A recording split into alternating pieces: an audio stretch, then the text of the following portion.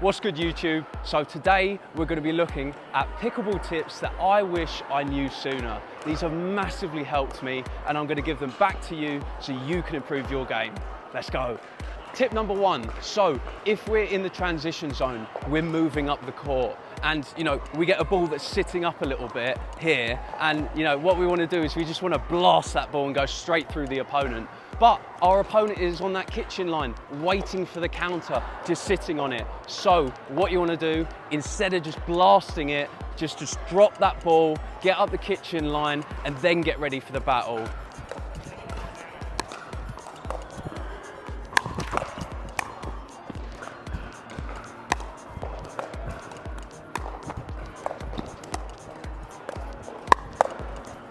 Right, drop shots. Stop taking your drop shots too early.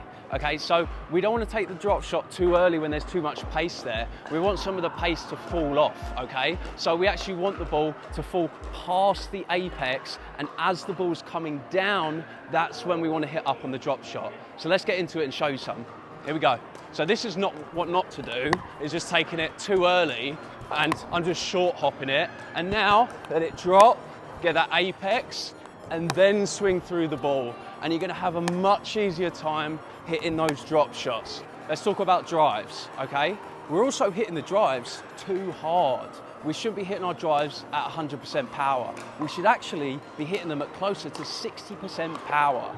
I'd much rather have a drive that's dipping and is slower with more topspin than one that's just blasted and doesn't have any dip on it at all. So let's get into it and let's show you the two examples. Okay, first one, I'm just gonna be blasting it. Okay, you can see it's just so easy to get back. Now let's take off about 40% and see what we can do. Okay, you see that? There's so much more dip on that. It's so much less powerful and there's not much you can do about it, okay? So 60% power on the drives, get it low, get it dipping. Let's talk about depth, okay? We want to get our serve and return really deep. This back third of the box is where we want to be aiming. And I want you to take depth over power and spin and placement. Just get it deep first of all, and then worry about everything else after. And I'm gonna show you why right now. Let's go.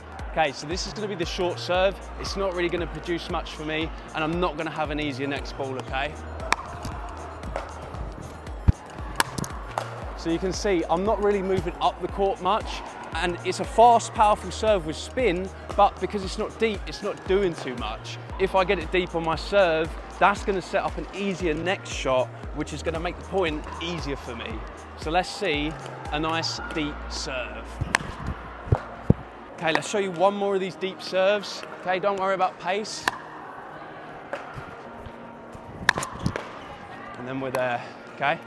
Counters. I want you to make the decisions as easy as possible.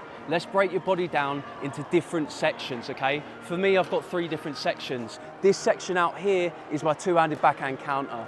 Anything in here, this body, is going to be my one-handed backhand counter all the way out here until I hit that chicken wing spot. And then I flip over and I've got my forehand counter there, okay? So 3 sections, two-handed backhand, one-handed backhand, forehand counter. Let's go.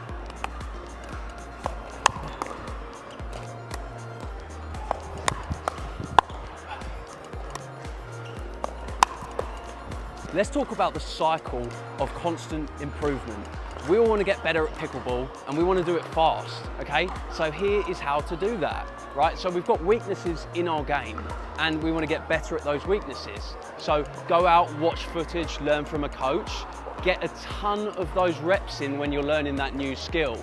This is called developing the muscle memory, okay? It's one thing going out and learning a skill and being able to do it once, but going out in a match and doing it habitually and just reacting to it whenever this scenario opens up, that's a totally different thing, okay? So go and learn the new skill and then go and get so many reps in that it becomes part of your muscle memory so that when you're on the court, you just react to those balls rather than having to think about it.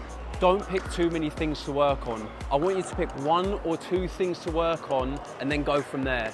For me, I've been working a lot on my backhand side, working on reaching in, rolling that backhand volley down the middle and cross, and also getting some cardio in and working on closing that wide two-handed backhand as well. So I really want you to just dive in, just pick 1 or 2 things to focus on and just get that better, get it habitual, get that muscle memory, and once it's good, then move on to the next thing.